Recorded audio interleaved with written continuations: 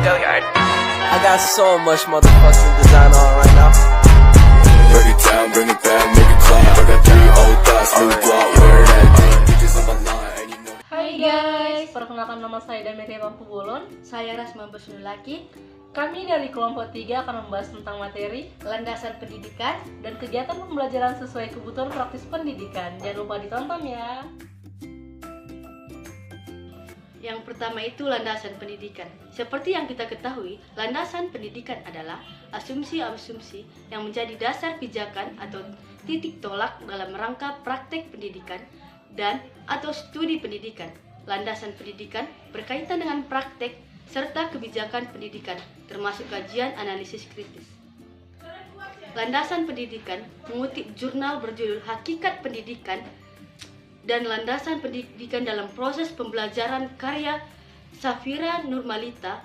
Ada beberapa landasan pendidikan yang dibutuhkan untuk menunjang proses pembelajaran, yaitu yang pertama itu landasan filosofis. Landasan filosofis merupakan landasan yang berkaitan dengan makna atau hakikat pendidikan.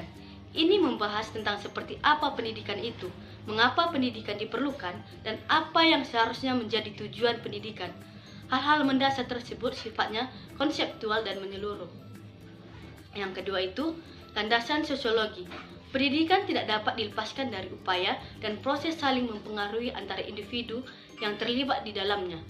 Dalam landasan sosial terlebih dahulu ditentukan apa yang dinamakan pendidikan dan peserta didik. Keduanya penting dalam menunjang proses pembelajaran. Yang ketiga itu landasan hukum. Pendidikan selalu bersangkutan dengan berbagai aspek kehidupan manusia, kebijakan penyelenggaraan dan pengembangan pendidikan dalam masyarakat perlu diatur dalam landasan yang jelas dan sah. Dengan berlandasan hukum, maka kebijakan penyelenggaraan dan pengembangan pendidikan dapat terhindar dari berbagai masalah. Yang keempat itu landasan kultural. Pendidikan adalah bagian dari peristiwa budaya. Ini karena pendidikan dan kebudayaan mempunyai hubungan timbal balik satu sama lain. Kebudayaan dapat dilestarikan dan dikembangkan dengan jalan pendidikan. Ini bisa ditempuh melalui pendidikan informal, non-formal maupun formal. Yang terakhir itu landasan psikologis. Pendidikan selalu melibatkan aspek kejiwaan. Oleh sebab itu, landasan psikologis sangat penting dalam bidang pendidikan. Landasan psikologis pendidikan mengarahkan kepada pemahaman manusia, khususnya yang berkaitan dengan proses belajar manusia. Yang kedua adalah kegiatan pembelajaran sesuai dengan kebutuhan praktis pendidikan. Pengertian tentang perencanaan pembelajaran dikemukakan oleh Nana Sujada pada tahun 1998 halaman 61 yang mengemukakan bahwa perencanaan pembelajaran adalah kegiatan memproyeksi tindakan apa yang dilakukan dalam suatu pembelajaran atau PMB, yaitu dengan mengkoordinasikan komponen-komponen pembelajaran sebagai tujuan, materi, metode, dan teknik serta evaluasi berjalan dengan baik. Bagian pertama ada pendahuluan. Pendahuluan merupakan kegiatan awal dalam suatu pembelajaran yang ditujukan untuk membangkitkan motivasi dan memfokuskan perhatian peserta didik untuk berpartisipasi aktif dalam proses pembelajaran.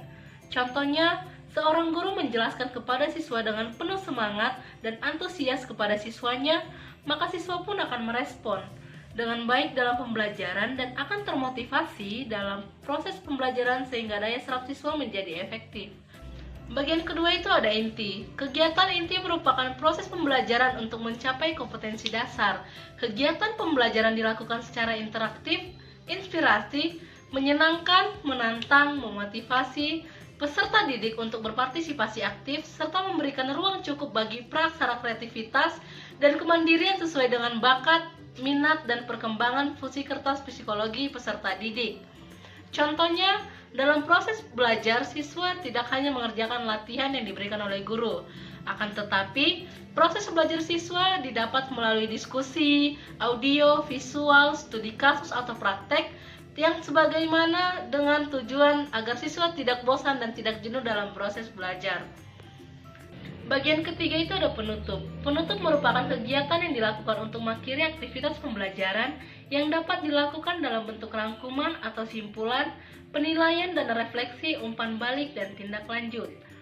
Contohnya, setelah guru memberikan materi pembelajaran, guru kemudian memberikan pertanyaan dan siswa untuk menjawab pertanyaan dengan tuntas.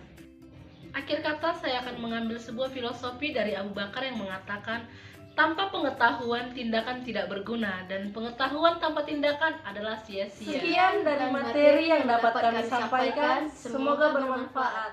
Dah.